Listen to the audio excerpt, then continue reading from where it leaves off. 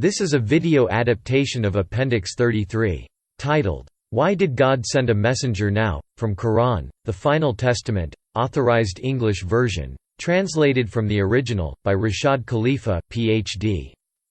The appendix contains many references to Quran verses and other publications. For ease of listening, these references have been left out of the audio track of this video. Why did God send a messenger now?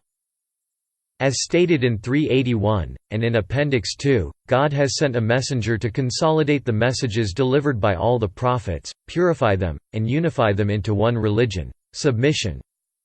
The timing is certainly ripe for fulfillment of this important prophecy, for the following reasons. 1. Judaism, Christianity, and Islam have been corrupted beyond recognition. 2. All God's messages have been delivered. The Quran is the final testament. 3. More than 93% of the human beings destined to live in this world are yet to come. As illustrated in the introduction, the people who have lived on this earth since Adam are only 1/15 of the total projected human population. Judaism. The best illustration of today's corrupted Judaism can be found in the books of a famous rabbi, Harold S. Kushner. In his bestseller, When Bad Things Happen to Good People, Avon Books, 1981, Rabbi Kushner states the following: "We would be advised to take this world as seriously as we can, in case it turns out to be the only one we will ever have, and to look for meaning and justice here. Bad things do happen to good people in this world, but it is not God who wills it. God would like people to get what they deserve, but He cannot always arrange it. God does not reach down to interrupt the workings of laws of nature, to protect the righteous from harm. This is a second area of our world which causes bad things to happen to good people, and God does not cause it and cannot stop it. God can't do everything, but He can do some important things. We can't ask Him to make us immune to disease, because He can't do that. I recognize His limitations. He is limited in what He can do by law of nature, and by the evolution of human nature and human moral freedom." Christianity. If Jesus came back to life today, the Christians would crucify Him. Outstanding Christian scholars have reached solid conclusions, that today's Christianity has nothing to do with Jesus, and that its doctrine was mortally distorted, at the infamous Nicene Conferences, 325 AD. See The Myth of God Incarnate, Westminster Press, Philadelphia, 1977. Islam. If Muhammad came back to this world, the Muslims would stone him to death. The religion they follow today has nothing to do with the Islam, that is, submission, preached by Abraham and Muhammad. Everything the Muslims do is wrong. The first pillar, Shahaadah. The call to Salat prayer, Azan. The ablution, Wudu. The daily Salat prayers. The Zakat charity, Hajj. And all other practices of Islam. A religion never authorized by God.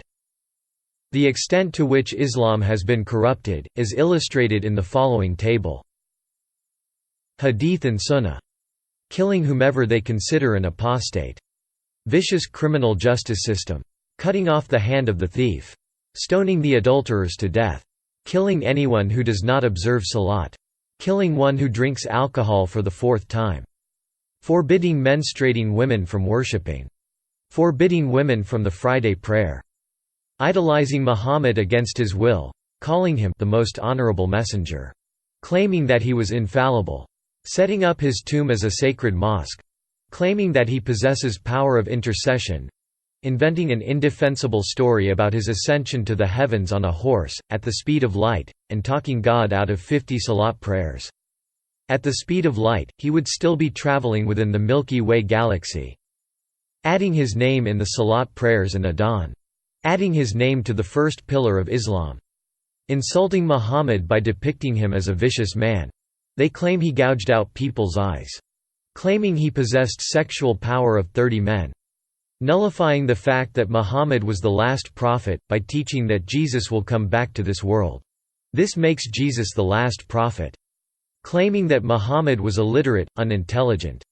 A bizarre dietary system with multitudes of prohibitions. Altering the sacred months. Neglecting the Zakat charity through distortion. oppressing women and forcing them to wear head covers and unreasonable clothes, and depriving them of all rights in marriage, divorce, inheritance, etc. Insulting women by instituting that if a monkey, dog, or a woman passes in front of a praying person, his prayer is nullified. Inventing numerous rules from ablution, to prayer, to sleeping, to cutting one's nails. Prohibiting gold and silk for men. Prohibiting music and the arts. Ridiculing Islam by stating that the earth is built on top of a giant whale. This is only a minute sample of the violations committed by the Muslims on a daily basis. This is why God has sent His Messenger of the Covenant now. The transcript of this appendix is available at masjidtucson.org, in the Quran, Appendices section.